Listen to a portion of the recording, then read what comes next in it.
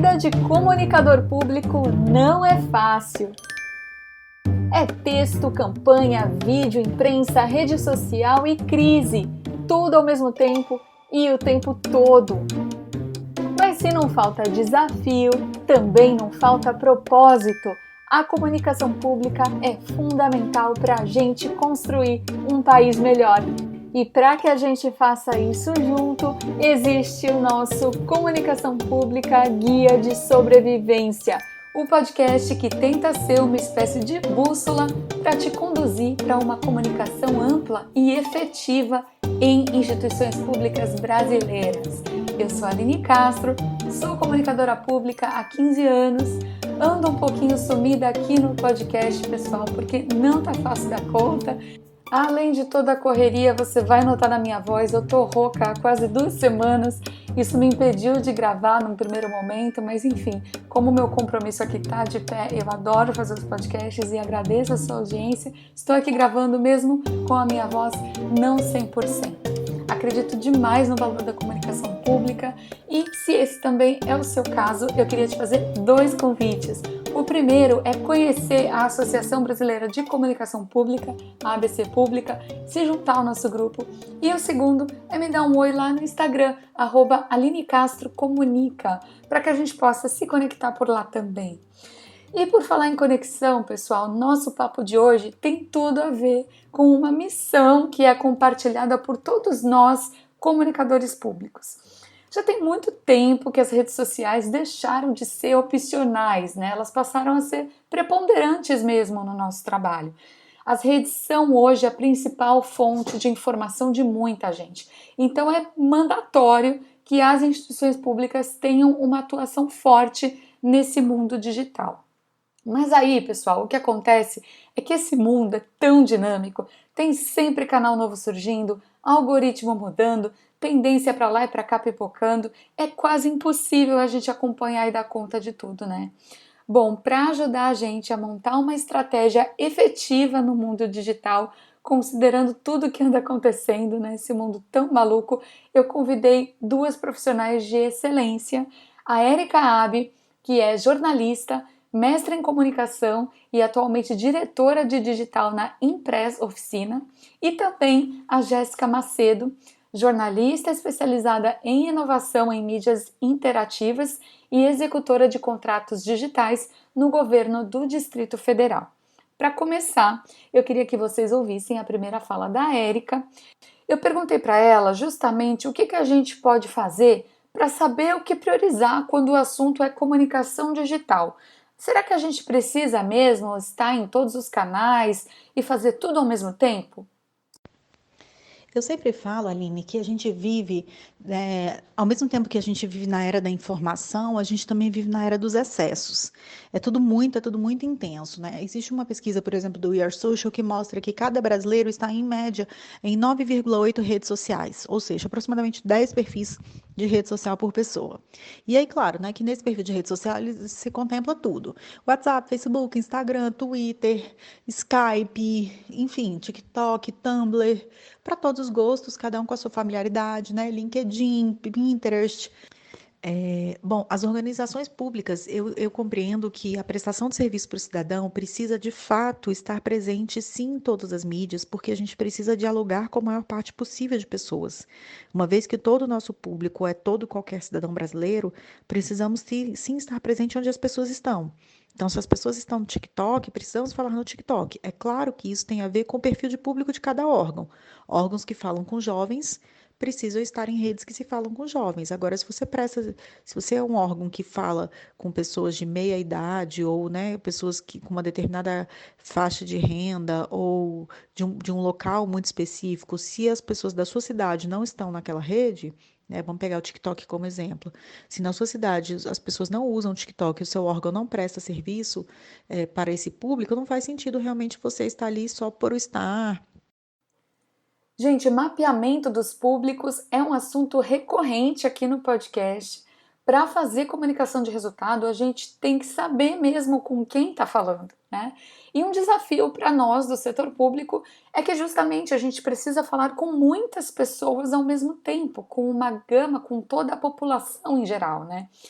E isso pode acabar justamente ocasionando essa quantidade excessiva de mídias e a gente não dá conta de manter tudo. A Érica falou um pouco mais sobre quantidade versus qualidade quando o assunto é comunicação digital. E a gente sempre defende também que as pessoas estejam bem, né? Os órgãos devem estar nas redes se eles estiverem bem qualificados nas redes. Estar para ter um perfil vazio, para não responder as mensagens ou para não postar com frequência, de fato é melhor não estar. A gente compreende que muitas vezes os recursos nas assessorias de comunicação são restritos, tanto do ponto de vista de equipe capacitada, quanto do ponto de vista de recursos financeiros mesmo, para ter ferramentas, né, de trabalho. Então, se é preciso selecionar, infelizmente, é preciso selecionar e priorizar aonde a maior parte das pessoas estão. Porém, podendo, né, ampliar a presença digital para diferentes plataformas, é sempre muito importante, porque as pessoas estão nas plataformas e as pessoas querem informação. O serviço público tem esse diferencial de precisar estar nas vidas das pessoas, mesmo que as pessoas não queiram, porque no momento em que a pessoa tiver uma dúvida, que ela precisar daquele serviço, tem que estar à mão, tem que estar de fácil acesso. Tudo precisa estar de fácil acesso. Acho que essa é a principal característica do serviço público. E a comunicação precisa refletir isso. Então, é estar presente em diferentes plataformas, estar presente com qualidade, estar presente utilizando os formatos e as ferramentas de cada plataforma, né? Então, se a plataforma prioriza imagens, vamos postar conteúdos imagéticos. Se a plataforma é uma plataforma de áudio, vamos postar áudios bem editados, áudios claros, áudios que sejam objetivos, né? Cada plataforma tem a sua peculiaridade. Quanto mais a gente usar as ferramentas dessa plataforma, mais inteligível será o nosso conteúdo. Aí talvez você, querida sobrevivente, querido sobrevivente, esteja aí pensando: eu entendo que cada canal pede um tipo de conteúdo, mas eu não dou conta de produzir tanto.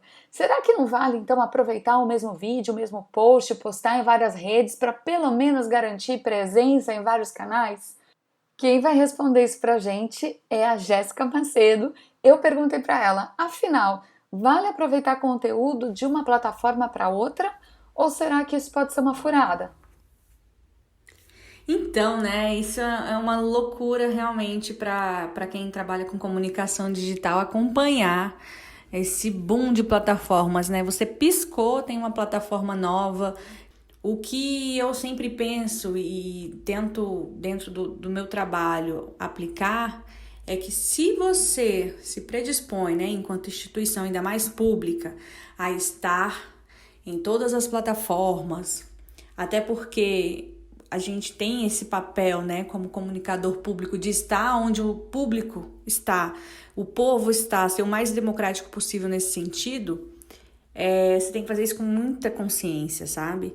E às vezes para uma equipe até grande, ou como é boa parte aí das equipes de comunicação, que só tem uma pessoa dedicada a isso, é um trabalho muito árduo, é muita coisa. Então você tem que realmente planejar e avaliar o que realmente vale a pena, e se todas valerem a pena, como é que você vai fazer isso, né? Realmente, para mim, entrar com o mesmo conteúdo, às vezes assim, a mesma arte, às vezes o mesmo texto, para todas as plataformas, é uma grande furada, sim. Né? Eu avalio que cada plataforma tem a sua linguagem própria, tem o seu público. Às vezes é o mesmo público de uma outra plataforma, mas ele reage de forma diferente ali. E você tem que se adequar a isso enquanto instituição, né? Enquanto um perfil público, você tem que estar ali dentro da forma como a qual aquela plataforma, né, se movimenta. Então, assim, vai assumir essa responsabilidade de entrar em vários perfis, assuma também a responsabilidade de fazer várias criações, né? Às vezes a pauta do dia não cabe a todas as plataformas, então avalie isso também, né? Questão de linguagem, formato, e se o tema se adequa, de repente naquele dia não, mas em outro sim, aquela determinada plataforma. Ok, mas se o ideal é que estejamos em vários canais, mas não damos conta de produzir conteúdo para todos esses canais, a gente precisa fazer uma equação, né? Uma análise mesmo. E por onde será que a gente começa? A Erika Abbe ajuda a gente nisso. Primeira coisa é pensar no nosso público. Aonde que o público está, que mídia que ele consome, que frequência ele consome e que tipo de conteúdo ele consome esse conteúdo. E aí, um bom indicativo é você olhar para as próprias métricas da sua plataforma. O que que o seu Facebook Insights te diz lá, o business, né? Te diz, o que que o seu Instagram te diz em termos de métricas, o que que o seu Twitter Analytics te diz em termos de métricas. Cada plataforma vai te fornecer as métricas de os horários que são mais consumidos, o conteúdo, que tipo de conteúdo o seu público gosta mais, se são vídeos mais longos, vídeos mais curtos, e aí é testar, né? Vai testando diferentes formatos e testando a adesão do público. Lembrando que o comportamento do público, ele também é muito dinâmico. Então, às vezes, o que funcionava no passado não funciona mais esse ano, vide aí pandemia. Então, a gente tem esse olhar muito forte, assim, de estar sempre testando, estar sempre, como a gente diz no digital, é sempre versão beta, né? Até porque surge uma plataforma nova, por exemplo, Clubhouse. Será que o seu público está no Clubhouse? Tem que entrar e testar para medir a audiência, para saber se está lá. Será que seu público está no podcast? Tem que lançar o podcast para saber, né? Às vezes você descobre uma audiência que você não sabia que existia. E essa é a importância de testar.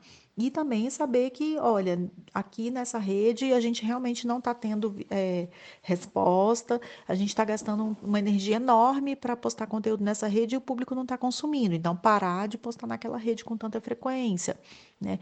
Entender o funcionamento de cada rede também faz muita diferença, né? Plataformas que usam muito do algoritmo, como Facebook e Instagram, não adianta você querer postar coisas em tempo real, do tipo, urgente, acabou de acontecer. Pelo próprio funcionamento do algoritmo, quando isso aparecer para a maior parte das pessoas, já vai ser notícia velha. Da mesma forma, o LinkedIn. Não adianta você postar para dizendo assim, amanhã vou fazer tal coisa, acompanhe. Porque normalmente o LinkedIn vai mostrar isso para algumas pessoas com 4 dias até de demora. Então, assim, posts agendados. No LinkedIn, o planejamento é fundamental, né?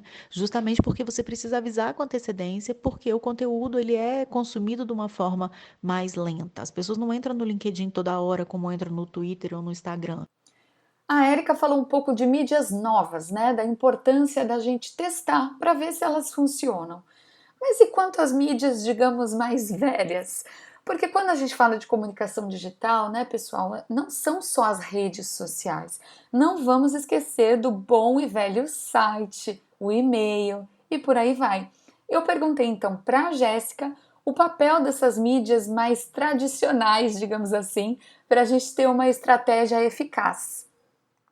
Às vezes, determinados tipos de comunicação, né, de informes, por exemplo, que você queira fazer, vai melhor por um canal do que pelo outro. Todos eles, por mais tradicional que seja, tá? Como o e-mail, como o site ou hot site, enfim, até a própria intranet para falar com os servidores, né, aquela comunicação interna, eles são essenciais, né? Eles, se bem trabalhados, eles funcionam. E-mail, inclusive, assim, se a gente for olhar para o mercado privado, é ainda um dos grandes detentores de vendas online. É por lá que as pessoas partem para a compra. Elas abrem o e-mail, elas gostam de ver determinadas informações no e-mail delas. Às vezes não numa publicação que parece uma publicação normal, mas é um anúncio no meio da tela de rolagem dela, entendeu? Então, isso se adequa em qualquer tipo de comunicação, seja ela pública ou privada. Mas eu acredito que os canais tradicionais funcionam, sim, bem como esses mais novos. Você só tem que realmente fazer uma boa associação da sua estratégia, do seu interesse enquanto instituição pública em relação àquele canal. Se ele tem público para isso, para o que você pretende comunicar e como você pretende fazê-lo, né? É realmente uma questão de avaliação caso a caso. E aí, quando eu falo avaliação, você avalia tanto o interesse da instituição, você avalia o interesse do público e avalia principalmente sua capacidade técnica, né, de mão de obra, de conduzir esses canais. Pessoal, uma frase que eu ouvi esses dias, abre aspas, rede social é casa alugada. Fecha aspas, me parece que a autora da frase é a Ariane Feijó. O que isso significa? Que você está ali por um momento, mas que pode ser que a sua melhor estratégia não more ali o resto da vida, né? Os algoritmos mudam o tempo todo, a gente viu isso no Facebook, agora estamos vendo isso no Instagram também. Então, o meu palpite é o de que a gente não pode descuidar de mídias mais próprias, como um bom website, por exemplo, uma boa lista de e-mails. Bom, mas independente disso, é claro que a gente tem que estar atento às tendências, né? Qual que é a próxima casa que a gente vai alugar? Será que é o TikTok, o Quai? Vamos ouvir o que a Erika falou um pouquinho sobre futuro. O que eu observo de tendências, eu vejo que a comunicação ela é cada vez mais segmentada. A comunicação, né, de vídeo na plataforma de vídeo, para crianças na plataforma de crianças, para profissionais na plataforma de profissionais, e tem dezenas de outras plataformas que vão surgindo, né, para público acadêmico na plataforma de público acadêmico. E aí é fundamental ter esse conteúdo customizado. Isso eu acho que é uma tendência sem volta, assim. Demanda muita gente para fazer, sem dúvida. O esforço de comunicação é bem maior para segmentar, mas é fundamental para que você de fato consiga conectar e comunicar. Porque o fato de você estar presente na plataforma não quer dizer que você está se comunicando com as pessoas naquela plataforma. Quantas vezes a gente vê um post na rede social que a gente não consegue entender o que está acontecendo ali naquele post? Qual que é o objetivo daquele post? E nem as pessoas conseguem aprender aquele conteúdo. Então, não basta estar presente, é preciso de fato comunicar. E isso é uma tendência muito importante, porque, na verdade, não posso nem dizer que é uma tendência, isso é uma regra muito importante, e a tendência é que as pessoas têm cada vez menos tempo para que você gere essa comunicação. Esse espaço temporal entre a pessoa ver o seu post e de fato se comunicar com ele, se sentir impactado e muitas vezes emitir uma mensagem, né, em retorno, o espaço é cada vez mais curto. Então, o desafio de atração é cada vez maior. A gente sabe que nesse mundo digital, a gente tem 3 segundos ou menos para captar a atenção das pessoas, né? E nesse contexto, o aspecto visual conta demais, né, pessoal? Isso é inevitável. Aí uma dúvida que eu sempre tenho é a seguinte: será que vale mais a pena a gente priorizar a qualidade das imagens, dos posts, dos vídeos, né, a harmonia do nosso feed, por exemplo? Ou será que vale mais a atualidade, o timing, o conteúdo em si? A Jéssica respondeu. Olha, tem aquela, né, sempre uma, vamos dizer assim, uma máxima que falam que o seu perfil é a vitrine da sua instituição ou do que quer que seja que você faça em termos de comunicação digital. Eu acredito muito mais na sua entrega, né? Então, assim, um perfil que realmente trabalhe com assuntos relevantes, que faça com que o seu público engaje, tem muito mais valor, ainda mais em se tratando do setor público, do que um perfil bonito, um perfil mosaico, né? Assim, essas coisas que o pessoal gosta de inventar.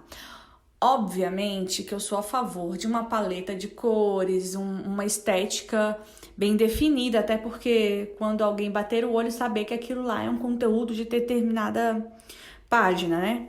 Mas eu acho que não precisa ser tão engessado, não precisa ser focado na estética. Você define ali um padrão, minimamente, né?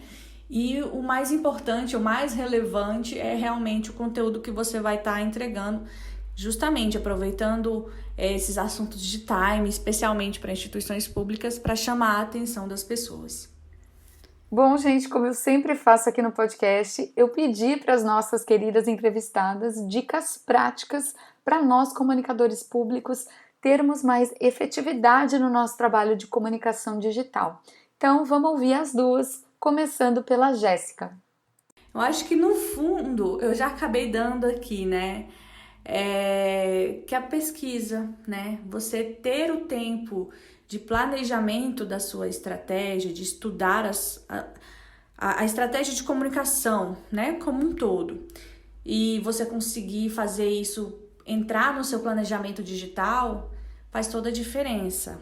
O que acontece muito, e infelizmente assim, para a grande maioria, é que a gente entra, né, naquela seara da comunicação digital, às vezes, né, assume o compromisso, a responsabilidade de fazer a comunicação digital dessas instituições com o carro andando. Você tem que trocar ali a roda e as coisas acontecendo, você não tem esse tempo de planejar.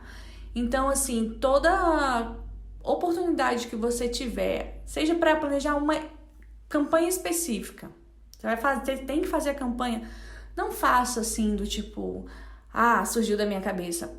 Se permita planejar, reserve um tempo para planejamento, porque você vai ver que isso vai fazer toda a diferença. Planeje, planeje, planeje, mas não fique amarrado ao seu planejamento. Esteja aberto para refazer, para replanejar a todo momento. Coisas novas acontecem a todo instante e você precisa mudar e ajustar o planejamento o tempo inteiro.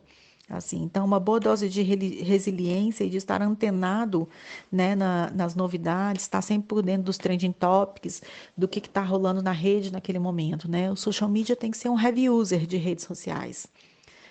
De fato, eles precisam, né, quem está à frente da comunicação digital tem que estar por dentro de todas as tendências, senão isso de fato não faz sentido. Você acaba entrando atrasado né, na conversa, ou então nem entrando, deixando passar uma oportunidade que seria interessante.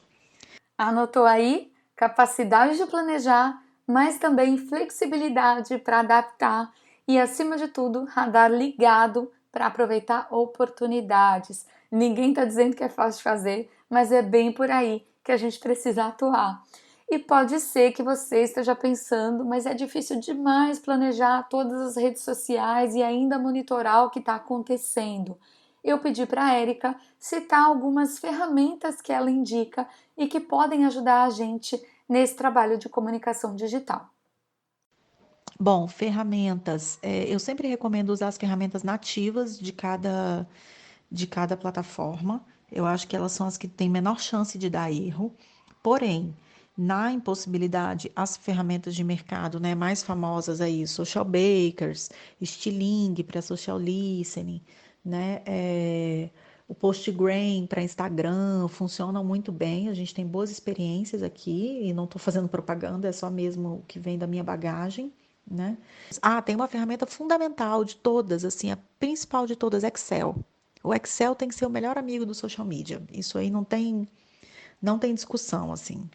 Para planejar, para medir, para filtrar, para ver em gráficos como é que está a sua performance, assim, é muito importante. Bom, pessoal, falamos de planejamento, de ferramentas, de um monte de coisa. A gente já vai para o resumão do episódio, mas antes tem um ponto que eu considero importantíssimo quando o assunto é digital. Eu tenho para mim que quando a gente fala então de comunicação pública digital, ele é ainda mais relevante, que é o atendimento, é a resposta, é a interação. Use todas as mídias, faça todas as dancinhas, deixa seu feed tinindo de lindo. Ignore seus seguidores e nada do que você fez vai ter algum sentido.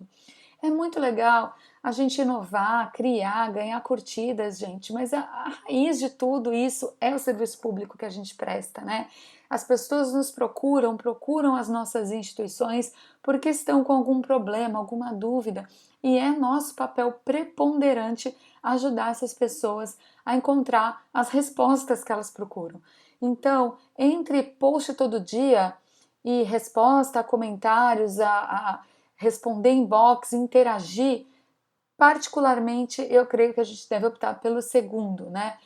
Se necessário, postar menos, mas interagir mais, com mais qualidade e principalmente com mais humanidade. Bom, agora sim, vamos para um rápido resumão com alguns insights extras que eu separei aqui para vocês. Existe uma infinidade de mídias digitais que podem compor a nossa estratégia de comunicação no setor público. Com tanta opção, muitas vezes é difícil saber qual canal priorizar. Para essa definição, o ideal é considerar três coisas: o interesse do seu público, o interesse da sua instituição e, claro, a mão de obra que você tem para operar os canais, com qualidade, com conteúdo próprio para aquele canal e principalmente com interação com os seus seguidores. A tendência é que cada vez mais a gente tenha canais de comunicação segmentados, ou seja, não vai dar para escapar de fazer um bom mapeamento dos seus públicos e entender de fato se aquela mídia serve ou não para atingir esse público. Teste, crie perfis, analise e depois não tenha medo ou vergonha de desapegar se for o caso, se você perceber que o esforço não compensa. Como órgãos públicos, é importante sim a gente ter uma presença ampla em várias redes, mas desde que a gente tenha uma entrega relevante nesses canais também. Estude os algoritmos e esteja atento aos trending topics, participe das conversas. A gente tem que saber planejar, mas antes de tudo, a gente também tem que consumir. E claro que antes de embarcar no próximo meme, pessoal, a gente tem que perceber se aquilo realmente faz sentido para o nosso contexto, para o nosso público, para a nossa organização. Vale lembrar também que não é só um post. Cada conteúdo que a gente publica tem que ter um objetivo claro, tem que agregar valor, porque tudo que a gente publica está cristalizando a imagem da nossa instituição e do serviço público. E é por isso que já faz um bom tempo que as redes sociais deixaram de ser supérfluas, né? Passaram a ser instrumentos essenciais para as nossas instituições prestarem um serviço público realmente para os cidadãos, para os seguidores. Gente, eu queria agradecer demais a Erika Abbe, a Jéssica Macedo. Vocês podem se conectar com elas pelo LinkedIn e a Jéssica também tem um Instagram em que ela compartilha umas dicas sobre conteúdo digital. É o @JEMacedo, G Macedo. Mais uma vez, fica o convite também para que você se conecte comigo lá no @AlineCastroComunica. Obrigada demais para todas e todos que me ouviram até aqui. Espero que vocês estejam bem. Um grande beijo, gente, e até o próximo episódio do Comunicação Pública Guia de Sobrevivência.